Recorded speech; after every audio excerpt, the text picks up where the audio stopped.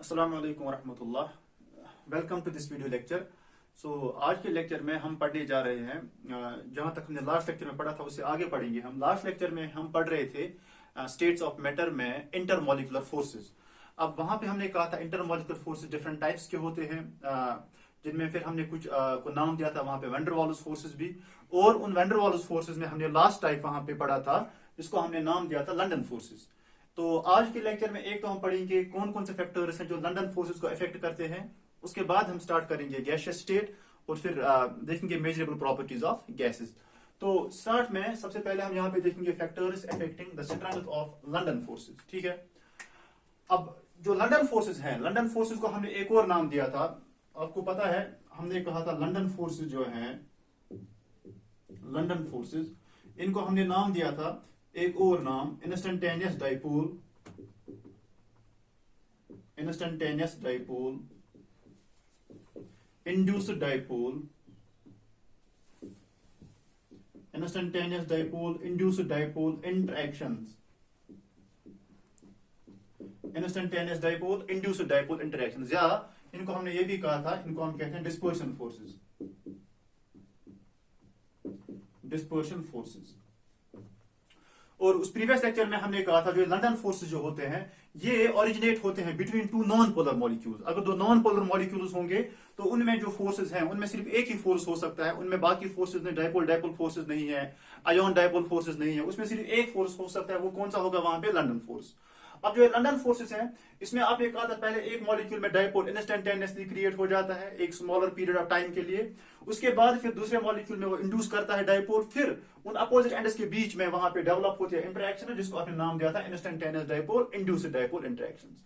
अब जो ये फोर्सेस हैं जिनको हम लंदन फोर्सेस भी कहते हैं, अब ये किस किस चीज पे डिपेंड करते हैं? तो जो आप लिखेंगे सबसे पहला फैक्टर इसमें, दैट इज मॉलिक्यूलर और एटॉमिक साइज। मॉलिक्यूलर और एटॉमिक साइज सबसे जो पहला फैक्टर है, सबसे इंपॉर्टेंट फैक्टर भी है ये, जिस पे डिपेंड करता है लंदन फोर्सेस का मैग्नीट्यूड, दैट इज मॉलिक्यूलर और एटॉमिक साइज। साइज पे डिपेंड करता है ये। अब साइज पे कैसे डिपेंड करेगा ये? साइज पे ये डिपेंड कैसे करता है, मैं आपको एक एग्जांपल देता हूं। यहां पे सपोज हमारे पास एक एग्जांपल है, we have this neon. Neon neon एक नोबल गैस है, और एक नोबल गैस है हमारे पास, दैट इज आर्गन। ठीक है, ये नोबल गैस एटम्स है, और आपको पता है जो नोबल गैस हैं ये एटम्स हैं। अब एटम्स के केस में वहां पे तो सिर्फ ये एक फोर्स होगा, that is called London force. अब इसमें नियॉन के जो एटम्स हैं और आर्गन के जो एटम्स हैं, आर्गन और आर्गन में जो फोर्स होगा लंदन फोर्स, नियॉन और नियॉन में जो फोर्स होगा लंदन फोर्स। अब ये लंदन फोर्स किस में ज्यादा होगा? ये वहां पे ज्यादा होता है, ये वहां पे ज्यादा होता है जहां पे ये डाइपोल जल्दी क्रिएट होगा, फिर दूसरे में भी डाइपोल जल्दी इंड्यूस हो जाएगा। अब ये दो चीजें जो है इंस्टेंटेनियस डाइपोल, इंड्यूस्ड डाइपोल, ये यहां पे डिपेंड करती हैं साइज पे। अब साइज के केस में जितना साइज ज्यादा होगा, जितना साइज ज्यादा होगा किसी एटम का या किसी मॉलिक्यूल का, जितना ये साइज ज्यादा होता है उतना इजीली वो डिस्टॉर्ट हो सकता है, उतना इजीली वो पोलराइज हो सकता है। मींस उसमें डाइपोल जल्दी आ सकता है वहां पे। पोलराइज जब वो ज्यादा हो जाएगा, उसमें चार्ज सेपरेशन भी ज्यादा हो जाएगी, तो उसमें इजीली वहां पे डाइपोल इंड्यूस हो सकता है। सो हम कहेंगे जितना यहाँ पे साइज ज्यादा होगा उतना वहां पे फोर्स ऑफ अट्रैक्शन जो होगा, दैट इज लंदन फोर्सेस, वो ज्यादा होंगे। और ये हमें कैसे पता चलता है? इसको हम कंफर्म ऐसे करते हैं।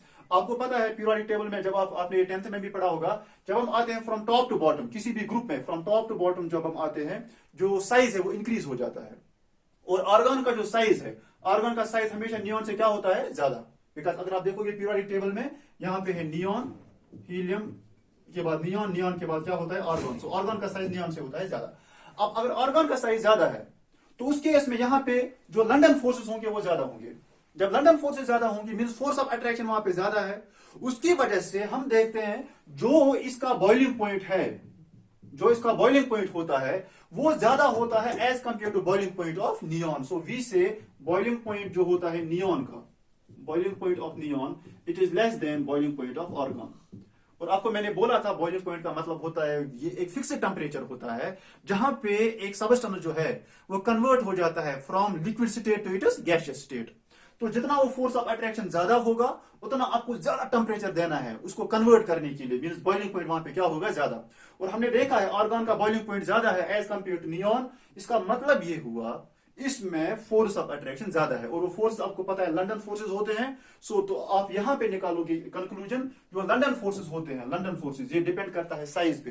जितना साइज ज्यादा होगा उतना वहां पे लंदन फोर्सेस भी क्या होंगे, ज्यादा। सो हम ऐसे लिखेंगे, जो लंदन फोर्सेस हैं, London forces they are directly proportional to atomic और मॉलिक्यूलर साइज, एटॉमिक और मॉलिक्यूलर साइज। इसके हम एक और एग्जांपल देंगे यहां पे। सपोज हमारे पास एक केस है, वी हैव एक मॉलिक्यूल CH4, ये एक मॉलिक्यूल है नॉन पोलर मॉलिक्यूल मीथेन।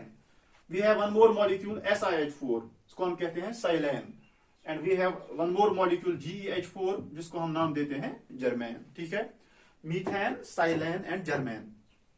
अब यहां पे 4 हाइड्रोजन, यहां पे भी 4 हाइड्रोजन, यहां पे भी 4 हाइड्रोजन। मगर जब आप यहां पे देखोगे, यहां से कार्बन है, यहां से सिलिकॉन है, यहां से जर्मीनियम है। अब आपको पता है जर्मीनियम का साइज सिलिकॉन से ज्यादा है, सिलिकॉन का साइज कार्बन से ज्यादा है। तो इन जनरल हम ऐसे कह सकते हैं, इस मॉलिक्यूल का जो साइज है, इस मॉलिक्यूल का जो साइज है वो इस मॉलिक्यूल से ज्यादा है, इस मॉलिक्यूल का साइज जो है वो इस मॉलिक्यूल से ज्यादा है। तो हम ऐसे लिखते हैं, जो ये साइज है इनका, it is like this, molecular size. ये मॉलिक्यूलर साइज का जो ऑर्डर है, इट इज लाइक दिस। और जब हम देखते हैं प्रैक्टिकली, जो जर्मेन है, इसमें जो बॉइलिंग पॉइंट होता है, इसका जो बॉइलिंग पॉइंट है वो ज्यादा है इससे, और इसका बॉइलिंग पॉइंट ज्यादा है इससे। बिकॉज यहां पे आप देखते हो, जब मॉलिक्यूलर साइज ज्यादा होगा तो ये लंदन फोर्सेस ज्यादा होंगे। लंदन फोर्सेस ज्यादा मींस आपको ज्यादा हीट देनी है, ज्यादा टेम्परेचर देना है किसी मॉलिक्यूल को कन्वर्ट करने के लिए from liquid state to gaseous state. So यहां पे भी हम कहेंगे, जो बॉइलिंग पॉइंट होगा, boiling point of CH4 it is less than boiling point of SiH4, which is less than boiling point of GeH4। Reason क्या है? रीजन मैंने आपको बोला, बिकॉज इसका साइज ज्यादा है। जब साइज ज्यादा होगा, लंदन फोर्सेस ज्यादा, लंदन फोर्सेस ज्यादा मींस बॉइलिंग पॉइंट क्या होगा, ज्यादा। तो जो पहला फैक्टर है that is molecular atomic size, उसमें आप देखोगे जितना साइज ज्यादा होता है उतना ही लंदन फोर्सेस भी क्या होते हैं, ज्यादा। इसके बाद हम देखेंगे यहां पे सेकंड फैक्टर। जो सेकंड फैक्टर है, सेकंड फैक्टर जो जिस पे डिपेंड करता है London force, that is molecular structure, molecular structure, structure of molecule. अब स्ट्रक्चर मींस जहां पे हम कहते हैं अरेंजमेंट जो होगा, अरेंजमेंट कैसे, ज्योमेट्री कैसे होगी मॉलिक्यूल की, उस पे भी डिपेंड करता है लंदन फोर्सेस। अब वो कैसे डिपेंड करेगा, हम एक एग्जांपल लेते हैं। आपके पास एक एग्जांपल है पेंटेन, ठीक है, इसमें सबसे कॉमन एग्जांपल देते हैं आइसोमर्स की, ठीक है, पेंटेन। अब पेंटेन आपको पता है इसका फॉर्मूला है, मॉलिक्यूलर फॉर्मूला C5H12। 10th में हम पढ़ते हैं आइसोमेरिज्म थोड़ा सा, उसमें हम कहते हैं जो पेंटेन है, पेंटेन की 3 जो सेकंड फैक्टर है जिसको हम यहां पे पढ़ने जा रहे हैं, जिसपे इफेक्ट करता है, that is molecular structure.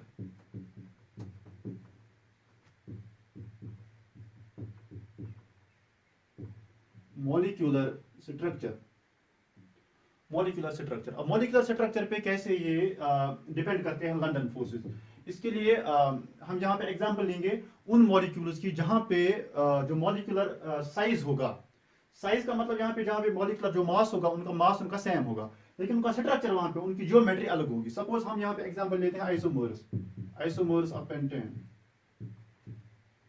Isomers of pentane, ठीक है, आइसोमर्स ऑफ पेंटेन। अब जो पेंटेन है, पेंटेन आपको पता है पेंटेन का मॉलिक्यूलर फॉर्मूला होता है C5H12, C5H12। अब इस पेंटेन के हम आइसोमर्स बनाते हैं। आपने पढ़ा है 10th में, जो आइसोमर्स होते हैं पेंटेन के, उसमें आप पढ़ते हो एक आइसोमर इसका होता है जहां पे सारे कार्बन एटम्स एक ही चेन में, उसको हम कहते हैं that is called as N pentane. फिर एक और होता है जहां पे एक ब्रांच आता है, एक मिथाइल ग्रुप आता है साइड में, उसको हम कहते हैं आइसोपेंटेन। फिर एक और होता है नियोपेंटेन। मैं यहाँ पे दिखाऊंगा 2, फॉर एग्जाम्पल एक में दिखाऊंगा ये CH3, CH2, CH2, CH2 and CH3, ठीक है, this is called as N pentane, N pentane. और फिर यहां से CH3, C, CH3, CH3 and CH3, this is called as neopentane, neopentane. अब इसमें अगर आप देखोगे दोनों का मॉलिक्यूलर फॉर्मूला है C5H12, दोनों में 5 कार्बन है, दोनों में वहां पे 12 हाइड्रोजन एटम्स है। सो अगर हम यहां पे देखेंगे एन पेंटेन और नियोपेंटेन में, फिर भी इनमें जो बॉइलिंग पॉइंट होता है वो डिफरेंट होता है। और ऑब्वियसली आपको पता है बॉइलिंग पॉइंट डिपेंड करता है इंटरमॉलिक्यूलर फोर्सेस पे। सो जहां पे बॉइलिंग पॉइंट ज्यादा होगा मींस वहां पे इंटरमॉलिक्यूलर फोर्सेस ज्यादा है। अब ये दोनों मॉलिक्यूल्स जो है वो नॉन पोलर है। अब नॉन पोलर में आपको पता है लंडन फोर्सेस होते हैं प्रेजेंट, तो हम देखेंगे यहाँ पे किस में लंडन फोर्सेस ज्यादा है। प्रैक्टिकली जब आप देखोगे इसका जो बॉइलिंग पॉइंट होता है, बॉइलिंग पॉइंट इसका होता है लेसर, इसका बॉइलिंग पॉइंट होता है lesser as compare to this. So इसका जो बॉइलिंग पॉइंट होता है इसका होता है ग्रेटर, ठीक है। इन दो में जब आप कंपेयर करोगे इसका बॉइलिंग पॉइंट होता है ज्यादा, इसका बॉइलिंग पॉइंट होता है कम। अब जब आप यहां पे देखोगे इसका बॉइलिंग पॉइंट ज्यादा है, मींस इसमें जो लंडन फोर्सेस होंगे वो ज्यादा होंगे। अब लंडन फोर्सेस यहां पे ज्यादा क्यों होते हैं, तो इसका रीजन आप देखोगे यहां पे, इसका रीजन आता है स्ट्रक्चर पे।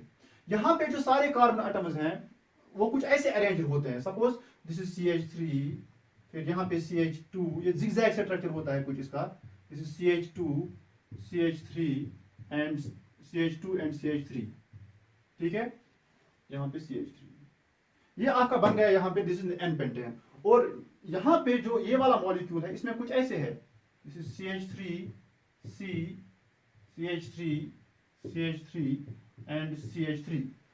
तो यहाँ पे जो जिगजैग स्ट्रक्चर है, यहाँ पे ये वाला स्ट्रक्चर है, इसमें है, इससे फर्क क्या पड़ता है, फर्क कुछ ऐसे पड़ता है, जो ये एक मॉलिक्यूल होगा एन पेंटेन का, और जो दूसरा मॉलिक्यूल हम लाएंगे यहाँ पे एन पेंटेन का, वहां पे क्या होगा, उस वो पैकिंग जो होगी उन्हें, वो एफिशिएंट पैकिंग होगी, उनमें फोर्स ज्यादा डेवलप हो जाते हैं। सपोज मैं यहाँ पे एक और चेन बनाऊंगा, वो कुछ ऐसे आएगी, यहाँ पे, यहाँ पे, यहाँ पे, यहाँ पे, ठीक है। लेकिन जब मैं यहाँ पे दूसरा मॉलिक्यूल बनाऊंगा, वो यहाँ पे तो कोई जगह है नहीं, वो कुछ ऐसे आएगा, CH3C, CH3, CH3 and CH3, ठीक है। तो ये मॉलिक्यूल और ये मॉलिक्यूल जो एक दूसरे से दूर है, यहाँ पे जो मॉलिक्यूल्स हैं ये नजदीक आ जाते हैं एक दूसरे से, विद द रिजल्ट हम कहते हैं। और दूसरा रीजन यहाँ पे, दूसरा रीजन ये है, ये जो मॉलिक्यूल है जहां पे सारे कार्बन एटम्स एक ही चेन में है, इसमें जो सरफेस एरिया है वो ज्यादा होता है। इसमें सरफेस एरिया क्या होता है, ज्यादा, सरफेस एरिया इसका ज्यादा है, लेकिन जो इसका surface area is almost spherical. तो आपको पता है स्फीयर का सबसे कम सरफेस एरिया होता है इनमें, तो इसका सरफेस एरिया कम है, इसका सरफेस एरिया ज्यादा है। जितना सरफेस एरिया ज्यादा है मींस उतनी ज्यादा सरफेस अवेलेबल है इंटरेक्शंस के लिए, उतना वहां पे फोर्स ऑफ अट्रैक्शन ज्यादा डेवलप हो सकता है। जितनी सरफेस कम है मींस उतनी कम साइट्स अवेलेबल हैं इंटरेक्शंस के लिए। सो सरफेस एरिया कम होने का मतलब है वहां पे लेसर फोर्सेस होंगे, सरफेस एरिया ज्यादा होने का मतलब है वहां पे ज्यादा फोर्सेस होंगे। सो इन जनरल आप ऐसे याद रखोगे, उन आइसोमर्स में जहां पे मॉलिक्यूलर फार्मूला सेम होगा, अगर स्ट्रक्चर जो होगा अगर वो लीनियर होगा, अगर वहां पे सरफेस एरिया ज्यादा होगा तो वहां पे लंडन फोर्सेस ज्यादा होते हैं, और जब सरफेस एरिया कम होगा वहां पे लंडन फोर्सेस क्या होते हैं, कम। तभी हम यहाँ पे कहेंगे बॉइलिंग पॉइंट कम होता है, यहाँ पे बॉइलिंग पॉइंट क्या होता है, ज्यादा। सो इन जनरल हम ऐसे कहेंगे मॉलिक्यूलर स्ट्रक्चर में larger the surface area, larger the surface area, greater will be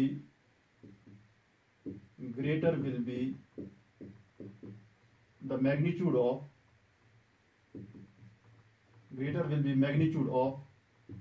London forces, greater will be magnitude of London force। तो ये हो गया आपको सेकंड फैक्टर स्ट्रक्चर में, जितना वहां पे सरफेस एरिया ज्यादा होगा उतना लंडन फोर्सेस ज्यादा होंगे, जितना लंडन फोर्सेस ज्यादा होंगे उतना ही बॉइलिंग पॉइंट या किसी चीज का मेल्टिंग पॉइंट क्या होगा वहां पे ज्यादा।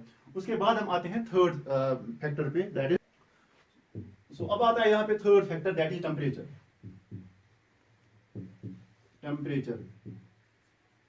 अब टेम्परेचर से कैसे ये फोर्सेस वेरी कर सकते हैं। अब टेम्परेचर में आपको पता है जितना टेम्परेचर ज्यादा होगा उतना किसी भी सबस्टेंस में, उतना किसी भी मॉलिक्यूल में जो काइनेटिक एनर्जी है वो ज्यादा हो जाती है। काइनेटिक एनर्जी ज्यादा होने का मतलब है वहां पे फोर्स ऑफ अट्रैक्शन क्या हो जाएगी, कम। तो सिंपल सी बात है, यहाँ पे उतना ज्यादा इसमें नहीं है। तो टेम्परेचर जो है, टेम्परेचर जितना ज्यादा होगा उतना मॉलिक्यूल्स के बीच में जो फोर्सेस होंगे वो कम होंगे। तो आप ऐसे लिखोगे यहाँ पे, more the temperature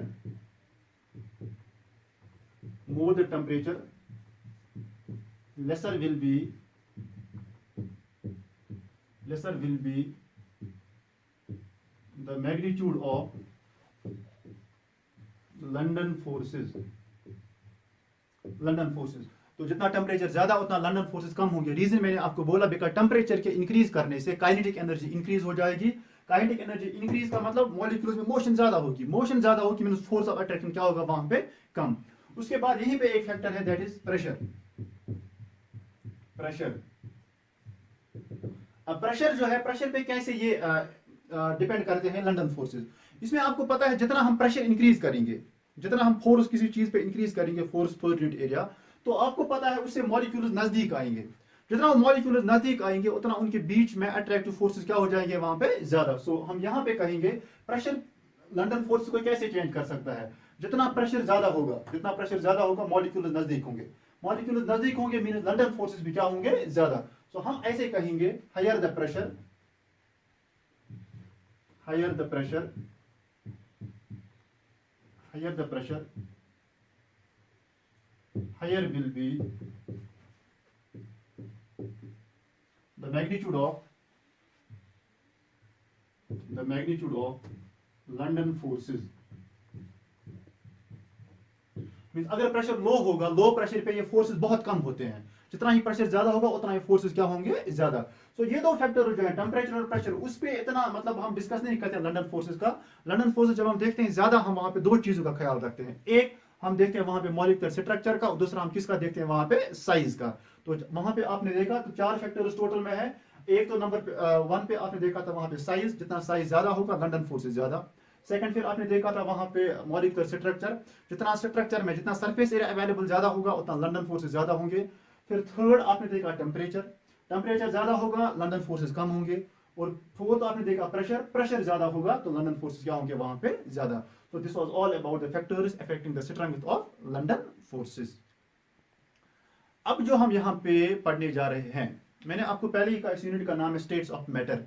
states of matter में मैंने आपको कहा था पहले हमें थोड़ा सा इंट्रोडक्शन पढ़नी है, फिर दिस इंटरमॉलिक्यूलर फोर्सेस और इसके फैक्टर्स। अब जो इसका बड़ा सा पार्ट है इस यूनिट का, दैट इज हम पढ़ने जा रहे हैं इसमें गैसियस स्टेट। सो स्टार्ट करेंगे हम यहाँ पे the gaseous state. The gaseous state,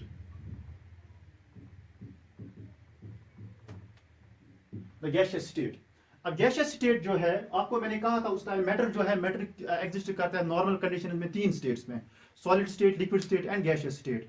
अब गैस मैंने आपको उसमें डेफिनेशन दी थी बहुत, 2-3 डेफिनेशन मैंने आपको बोला था वहां पे। तो हम यहाँ पे कहेंगे गैस जो है, गैस की कुछ प्रॉपर्टीज होती हैं। हमने कहा था गैस जो है इसमें थर्मल एनर्जी बहुत ज्यादा होती है as compare to force of attraction. और हमने उसमें ये भी कहा था इसकी कोई डेफिनेट शेप नहीं होती है, इनडेफिनिट शेप होता है और इनडेफिनिट वॉल्यूम भी होता है। सो गैस जो है आपको पता है गैस में कुछ प्रॉपर्टीज हैं, फोर्स ऑफ अट्रैक्शन बहुत कम है, काइनेटिक एनर्जी बहुत ज्यादा है, फिर आप कहते हो वहां पे इनकी डेंसिटी बहुत कम होती है, फिर आप कहते हो वहां पे ये भी कि जो गैस मॉलिक्यूल्स हैं ये कंप्रेसिबल होते हैं, इनको आप कंप्रेस कर सकते हैं। लेकिन यहाँ पे थोड़ा सा हम पढ़ेंगे एक और चीज के बारे में, दैट इज मेजरेबल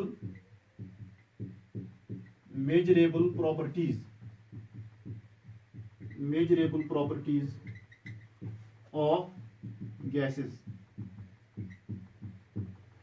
गैसेस की कुछ मेजरेबल प्रॉपर्टीज, बिकॉज आपको आगे पढ़ना है एक बहुत ही इंपॉर्टेंट कॉन्सेप्ट इनमें, दैट इज गैस लॉज। उस गैस लॉज को डील करने से पहले कुछ प्रॉपर्टीज के बारे में हम देखेंगे यहाँ पे जो गैसेस में होती हैं। अब उन प्रॉपर्टीज को हम मेजर कर सकते हैं, लाइक टेम्परेचर है, लाइक प्रेशर है, लाइक वॉल्यूम है, लाइक मास है। तो सबसे पहले इन प्रॉपर्टीज में हम डिस्कस करेंगे यहाँ पे, दैट इज मास। मास जो होता है किसी गैस का, यहाँ पे आपको सिर्फ देखना है, मतलब ज्यादा आपको यहाँ पे देखना है इनमें हम ये मेजर कैसे करते हैं और फिर इनके यूनिट्स आपको फिर और उनका कन्वर्जन। तो सबसे पहले मास हम किस चीज को कहते हैं? मास हम कहते हैं simply it is the quantity of matter contained in A system. एक सिस्टम में, एक बॉडी में कितना मैटर प्रेजेंट होगा वो हमें देता है उसका मास, ठीक है। अब जो मास है किसी गैस का, मास हम कैसे डिटरमिन करते हैं? Determination of mass, determination of mass, ठीक है, ऑफ ए गैस। एक गैस का मास हम डिटरमिन कैसे करते हैं? तो इसके लिए एक सिंपल सा मेथड है। आप क्या करते हैं, आप लाते हैं एक कंटेनर, ठीक है, कंटेनर एक लाते हैं, कोई भी कंटेनर, ठीक है। उस कंटेनर को आप वहां पे देखते हो उसका मास कितना, आप उसको वेट करते हो। सपोज उसका जो मास है दैट इज W1 ग्राम्स, ठीक है, उसका मास है W1 ग्राम्स। ये जो कंटेनर है, सपोज दिस इज एम्प्टी, इसमें कुछ है ही नहीं, दिस इज एम्प्टी कंटेनर, ठीक है, इसमें कुछ है ही नहीं। उसके बाद आप क्या करते हो, आप इस कंटेनर में कोई गैस फिल करते हो, इसमें आपने कुछ गैस भरा, कितना भरा उससे हमें गरज नहीं है, आपने इसमें गैस भरा कुछ। उसके बाद जब आपने वो गैस भरा इसमें, अब हम इस फिल्ड कंटेनर को, फिल्ड कंटेनर, या हम ऐसे भी लिख सकते हैं गैस फिल्ड कंटेनर। जो गैस फिल्ड कंटेनर है इसको अब हम फिर से वहां पे वेट करेंगे, हम देखेंगे फिर इसका मास कितना है। ऑब्वियसली इसका मास डिफरेंट होगा, suppose that is W2 grams, ठीक है। इसमें यहाँ पे W1 था, यहाँ पे आ गया W2 ग्राम्स। फिर हमें एक्चुअली डिटरमिन करना है किसका, गैस का मास। वहां पे पहले हमने कंटेनर का मास अलग से देखा, वो W1 आ गया। उसके बाद उस कंटेनर में हमने गैस भरा, तो वहां पे फिर उसका मास आ गया फिर W2 ग्राम्स। तो हम इनके निकालेंगे यहाँ पे डिफरेंस।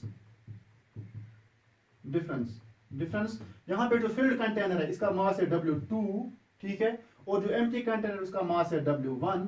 तो जो W2 माइनस W1 होगा ये होगा mass of the gas, because खाली जो आपका कंटेनर था उसका ये मास था, उसके बाद आपने उसमें गैस भरा तो उसका ये इंक्रीज हो गया मास, ठीक है। अब इनकी जो डिफरेंस होगी दिस माइनस दिस, वो आपका होगा W2 minus W1, that will be the mass of the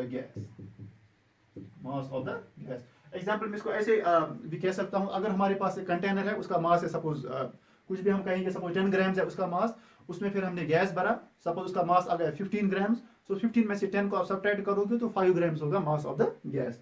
अब आपको ये भी पता है केमिस्ट्री में हम जो मास है, मास को हम एक्सप्रेस कर, जो अमाउंट होता है किसी सब्सटेंस का, अमाउंट ऑफ ए सब्सटेंस और अमाउंट ऑफ ए गैस, इसको हम यूजुअली एक्सप्रेस करते हैं in terms of number of moles. आपको पता है मोल्स जो है, मोल्स काउंटिंग यूनिट, ठीक है, for these counting chemical particles. अब जो मोल्स हैं, मोल की रिलेशन निकाल सकते हैं यहाँ पे मास से। अगर आपको मास निकालना है, नंबर ऑफ मोल्स आपको पता है, वो भी आप कर सकते हैं। उसके लिए आपको पता है रिलेशन कुछ ऐसे है, number of moles is equal to given mass divide by molecular mass, given mass divide by molecular mass. So ये जो मास आपका है यहाँ पे, ये मास किसी गैस का, इस मास को भी आप कैलकुलेट कैसे कर सकते हैं, फिर यहाँ पे number of moles multiplied by molecular मास। तो सिंपली आप याद रखोगे, आप मोल्स और मास की भी रिलेशन, बिकॉज हमें क्यों रिलेशन पड़ी, बिकॉज आपने मास निकाला किसी गैस का, फिर आपको वहां पे नंबर ऑफ मोल्स निकालने हैं या नंबर ऑफ मॉलिक्यूल्स निकालने हैं। सो आप नंबर ऑफ मोल्स इस रिलेशन से निकाल सकते हैं, number of moles is equal to given mass divide by molecular mass. इसके बाद अब हम यहाँ पे देखेंगे इसके यूनिट्स, ठीक है, यूनिट्स, इसके यूनिट्स ऑफ मास।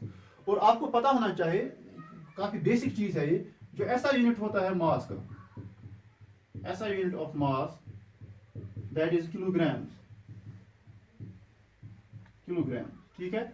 अब जो इसको हम लिखते हैं ऐसे केजी, किलोग्राम। लेकिन मोस्टली जब हम मेजरमेंट्स करते हैं तो वो हम करते हैं in terms of grams, because kilogram थोड़ा सा बड़ा यूनिट है। सो आप यहाँ पे इसको मेजर कर सकते हो ग्राम्स में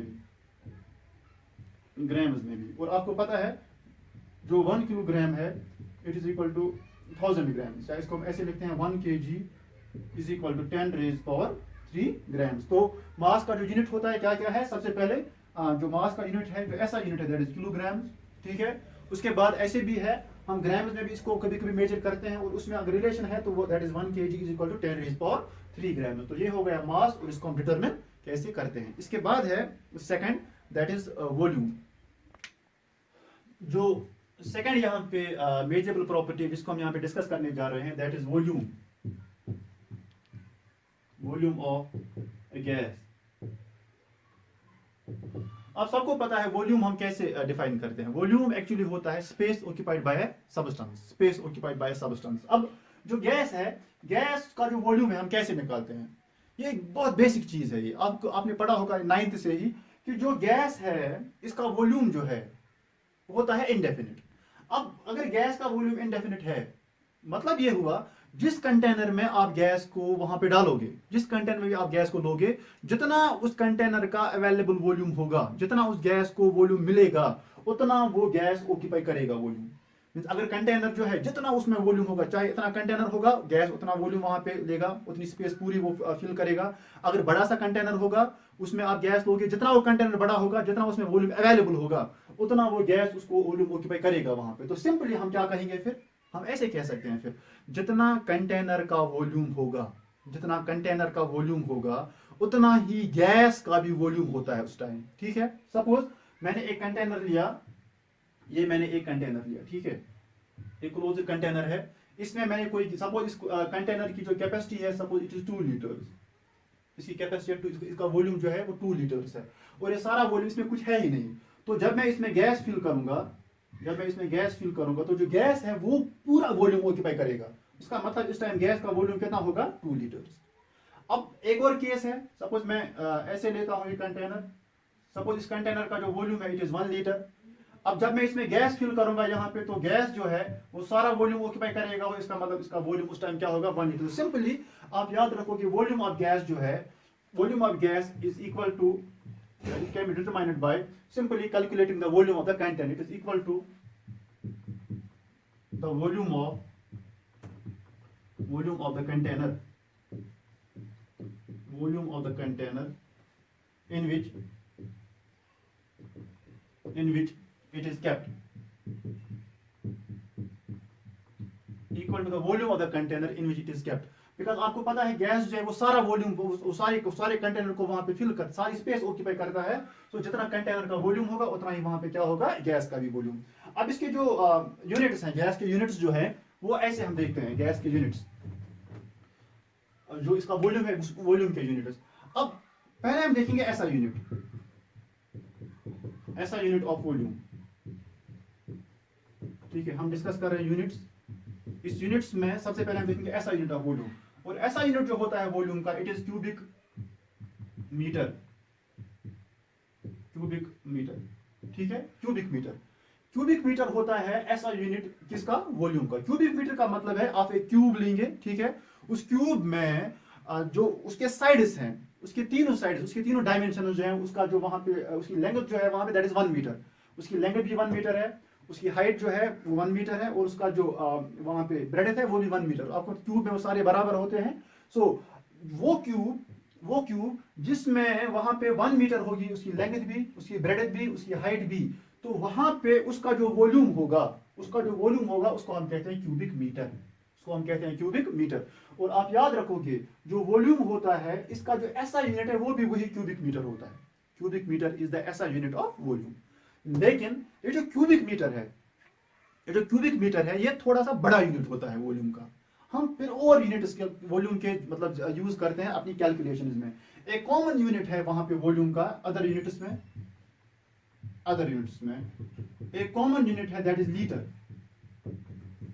ठीक है, लीटर, इसको हम एल से रिप्रेजेंट करते हैं। लीटर भी एक यूनिट है। उसके बाद आपको पता है मिलीलीटर्स भी है, मिलीलीटर्स, तो इसका जो यहां पे है इट इज ml। ठीक है, अब एक और यूनिट है दैट इज लीटर भी आपका है, ml भी है, मगर अब जो रिलेशन है यहाँ पे, रिलेशन कुछ ऐसे है, 1 litre is equal to 1000 ml। ठीक है, 1 litre is equal to 1000 ml। अब जो यहाँ पे क्यूबिक मीटर और इस लीटर में रिलेशन है वो क्या है, वो रिलेशन कुछ ऐसे है, 1 cubic metre is equal to 1000 litres. ठीक है, एक क्यूबिक मीटर होता है किसके बराबर, 1000 लीटर्स के बराबर। मींस हम इसको लिख सकते हैं 10⁻³ लीटर भी। ये कन्वर्जन बहुत इंपॉर्टेंट होती है, बहुत इंपॉर्टेंट, बिकॉज आगे आपको न्यूमेरिकल्स करनी है तो उसमें ये कन्वर्जन आपको बहुत ही ज्यादा जरूरत आएंगे यहाँ पे। सो 1 क्यूबिक मीटर जो है it is equal to 1000 litres. तो हम ऐसे भी कह सकते हैं फिर, अगर आपका एक क्यूबिक मीटर जो है इट इज इक्वल 1000 लीटर्स, और यहां से 1 लीटर जो है it is equal to 1000 ml, तो फिर हम ऐसे भी कह सकते हैं 1 cubic metre is equal to 10⁻⁶ ml। 10⁻⁶ ml कैसे, बिकॉज 1 लीटर में होते हैं 1000 ml, यहां से 1 क्यूबिक मीटर में होते हैं 1000 लीटर्स। ठीक है, तो आप फिर यहां पे क्या करोगे, 1 क्यूबिक मीटर में कितने ml होंगे, इट विल बी 1000 into 1000। ठीक है, वो कुछ ऐसे होगा 1000 into 1000 ml। ठीक है, so 1000 into 1000 that will be equal to 10 1 2 3 4 5 6 10⁻⁶ ml। ठीक है, वही हमने लिखा यहाँ पे 1 cubic metre is equal 10⁻⁶ ml। इसका एक और यूनिट होता है वहां पे, दैट इज क्यूबिक डेसीमीटर। इसमें भी हम इसको मेजर करते हैं, क्यूबिक डेसीमीटर। ठीक है, डी ऐसे d⁻³ that is cubic decimetre. और आप यहाँ पे याद रखोगे जो 1 लीटर होता है it is equal to 1 cubic decimetre. 1 litre और क्यूबिक डेसीमीटर बराबर होता है, 1 litre is equal 1000 ml but that is equal to 1 cubic decimetre. इसके बाद एक और इसका यूनिट होता है that is cubic centimetre. Cubic centimetre, इसको हम ऐसे लिखते हैं centimetre is power 3 cubic centimetre. और क्यूबिक सेंटीमीटर की जो रिलेशन है वो क्या है, आप याद रखोगे जो 1 लीटर होता है, 1 litre it is equal to 1 litre is equal to 1000 cubic centimetre, 1000 cubic centimetre. So 1000 cubic centimetre को हम ऐसे भी लिख सकते हैं 10⁻³ क्यूबिक सेंटीमीटर, ऐसे भी लिख सकते हैं। सो फिर हम ऐसे कहेंगे जो आपका ये यहां से आप देखिए 1 लीटर होता है 1000 ml, 1 लीटर होता है 1000 क्यूबिक सेंटीमीटर। इसका मतलब है ml और क्यूबिक सेंटीमीटर बराबर होता है।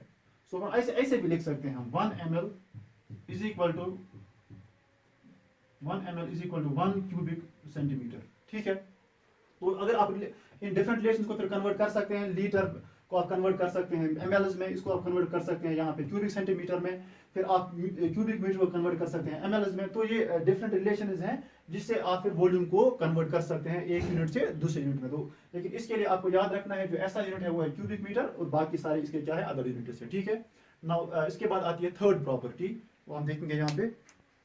अब थर्ड जो यहाँ पे है property that is temperature. Temperature चीजें तो ये बेसिक हैं, मतलब हम देखते हैं हम टेम्परेचर कैसे मतलब कैलकुलेट करेंगे, यूनिट क्या है इसका, प्रेशर का क्या है, लेकिन यहाँ पे तो आपको पढ़ना है ये। ठीक है, सो टेम्परेचर जो है, टेम्परेचर हम कैसे डिफाइन करते हैं? टेम्परेचर का एक बड़ा सा पैरामीटर है, लेकिन थोड़ा सा मैं यहाँ पे बोलूंगा आप टेम्परेचर को डिफाइन कैसे करते हैं। It is the measure of, it is the degree of hotness और कोल्डनेस इन ए सिस्टम।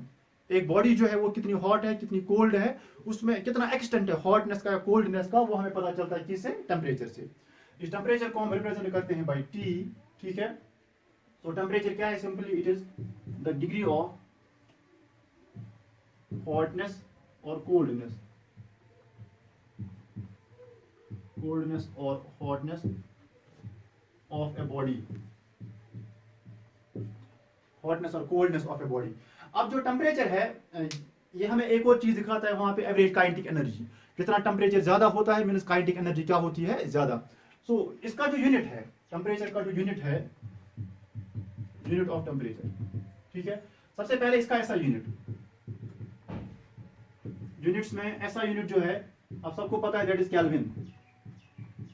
केल्विन उसको हम रिप्रेजेंट करते हैं बाय के, कैपिटल के, केल्विन।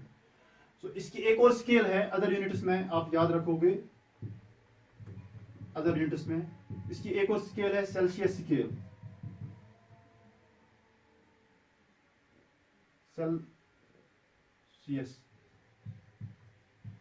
सेल्सियस स्केल, और जो सेल्सियस स्केल है इसको हम ऐसे लिखते हैं, इट इज एक्चुअली डिग्री फिर यहाँ पे सेल्सियस। ठीक है, तो सेल्सियस स्केल में हम लिखते हैं पहले डिग्री, उसके बाद लिखते हैं सेल्सियस।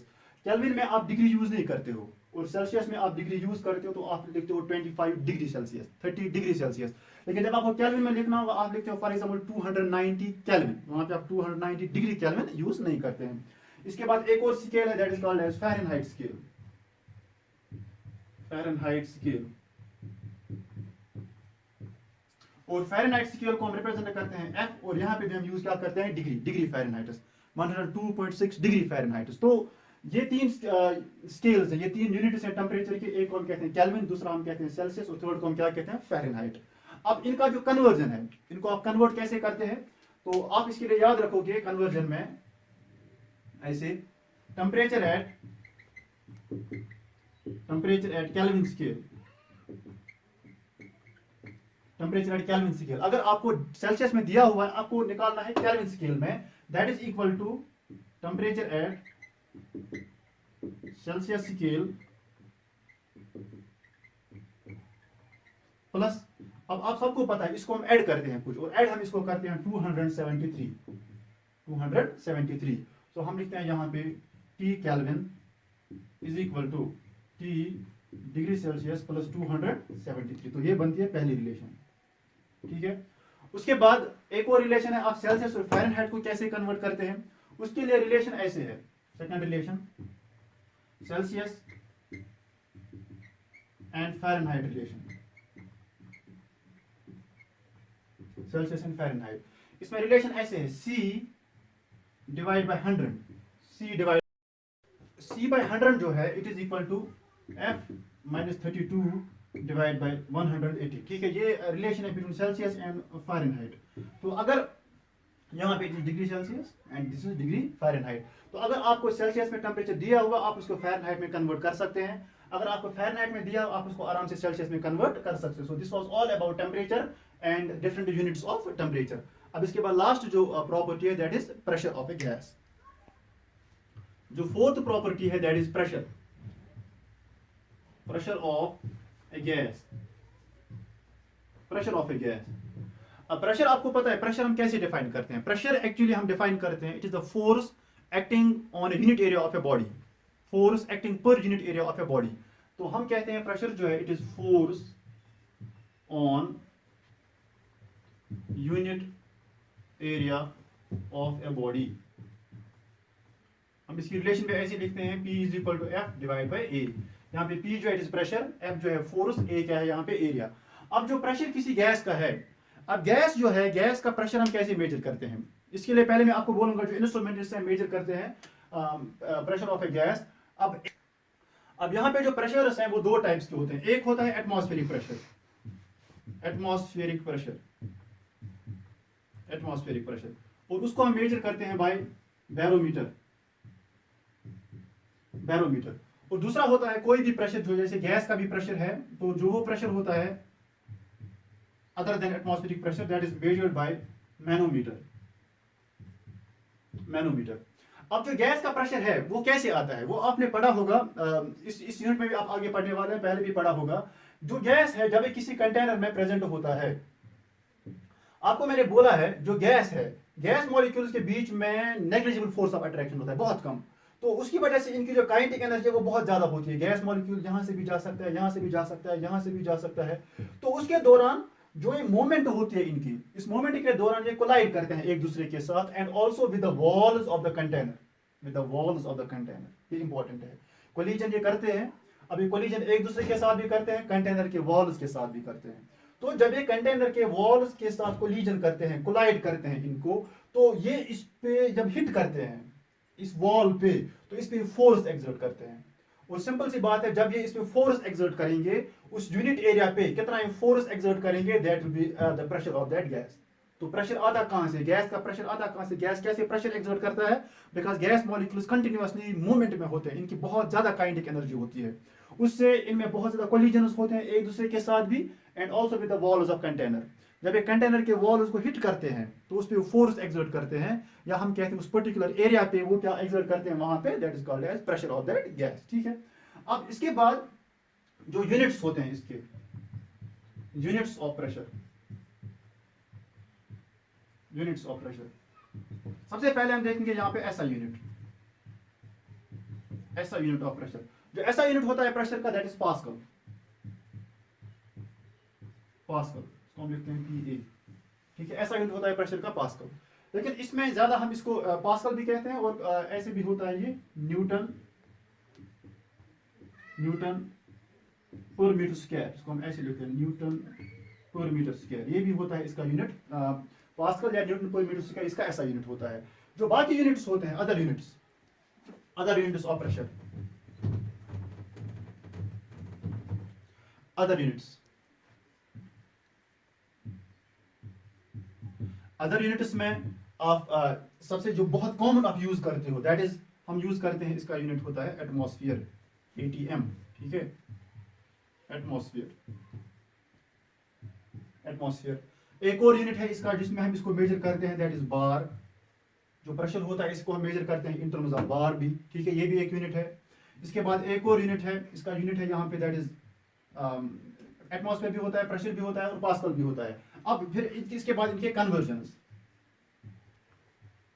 कन्वर्जन्स। अब कन्वर्जन हम इसको कैसे करते हैं, एक यूनिट को दूसरे में कैसे कन्वर्ट करते हैं। ठीक है, जो 1 पास्कल होता है, 1 पास्कल, और जो 1 बार है, 1 पास्कल और 1 बार, इनके बीच में क्या रिलेशन है? सो आप इसमें याद रखोगे, जो 1 बार होता है it is equal to 10 raise power 5 pascals, 10 raise power 5 pascals. ठीक है, और इसके बाद जो एक एटमॉस्फेयर जो है, एटमॉस्फेयर, और जब हम एटमॉस्फेयर और पास्कल में रिलेशन निकालते हैं वो भी ऑलमोस्ट सिमिलर है, लेकिन वहां पे हम कहते हैं it is 1.01325 into 10 raise power 5 pascal. ठीक है, यहाँ पे हम ऐसे भी कह सकते हैं इसको, यहाँ पे 1 इंटू, बिकॉज आपको पता है 1 मल्टीपल करने से चेंज नहीं होगा। So this is 10 raise power 5, यहाँ पे भी है 10 रेज पावर 5 पास्कल्स, मगर यहाँ पे इसको है 1.01325। ठीक है, तो this is relation between bar and pascal, this is relation between atmosphere and pascal. अब यहाँ पे जो रिलेशन है एटमॉस्फेयर और बार में, दैट इज हम ऐसे लिखते हैं 1 बार इज इक्वल टू, अब एक बार जो it is equal to 0.987 atmospheres, ये 1 bar is equal to 0.987 atmosphere. So जो रिलेशन है डिफरेंट, वहां पे आप प्रेशर कैसे निकालते हैं, तो एक बार आप पास्कल में भी कन्वर्ट कर सकते हैं, आप एटमॉस्फेयर को भी पास्कल में कन्वर्ट कर सकते हैं, आप बार को कन्वर्ट कर सकते हैं एटमॉस्फेयर में। एक और यहाँ पे रिलेशन है, एक और जो यूनिट है वहां पे, दैट इज इसको हम कहते हैं टॉर, टॉर, ठीक है। अब टॉर हम कैसे करते हैं कन्वर्ट, इसमें आप याद रखोगे कुछ ऐसे, जो 1 एटमॉस्फेयर होता है it is equal to 760 torr, 760 torr. जब आपने एटमॉस्फेयर को टॉर में कन्वर्ट किया, आप आराम से यहाँ पे बार को भी फिर कन्वर्ट कर सकते हैं, ऐसे आप पास्कल्स को भी कन्वर्ट कर सकते हैं, ठीक है। इसके बाद एक और यूनिट है वहां पे, that is millimeters of mercury. So उसके लिए रिलेशन है 1 atmosphere is equal to 760 millimeter of mercury, ठीक है। सो ये डिफरेंट यूनिट्स हैं वहां पे जिसमें आप प्रेशर को मेजर कर सकते हैं, बार है, पास्कल है, फिर यहाँ पे टॉर है, फिर मिलीमीटर ऑफ मर्करी है। सो इन रिलेशन से आप एक प्रेशर के यूनिट को दूसरे में कन्वर्ट कर सकते हो। This was all about the measurable properties of gases and उनके फिर यूनिट्स, और फिर एक यूनिट को आप दूसरे में कन्वर्ट कैसे कर सकते हैं। सो नेक्स्ट लेक्चर में इंशाल्लाह we will study with the gas laws. Till then Allah Hafiz.